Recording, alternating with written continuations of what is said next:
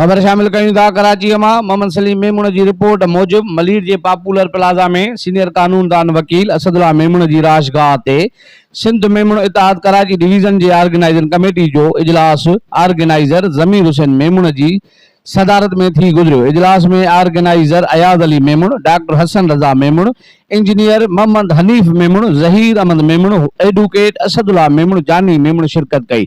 Meeting में फैसलो कयो वियो त कराची के 6 ई ज़िलन के ऑर्गेनाइजरन के हिदायतूं जारी कबियूं त जीअं 3 ॾींहंनि अंदर पंहिंजनि ज़िलनि जूं बाडियूं तश्कील ॾेई रिपोर्ट कनि ऐं पंहिंजे बिरादरी के माण्हुनि सां राब्ते में रहनि, उन्हनि जे ॾुख सुख में कुल्हे सां कुल्हो मिलाए बीहनि ऐं कराची अंदर मेमून बिरादरी के माण्हुनि सां अगरि किथे नाजाइज़ी थी आहे त उहे रिपोर्ट तैयार करे पेश कनि त जीअं पंहिंजनि माण्हुनि जी हर मुमकिन मदद कजे। मेमून बिरादरी एक पढ़ियल लिखियल होशियार आहे। हिन मुल्क की तरक्की में मेमून बिरादरी जो वॾो किरदार आहे।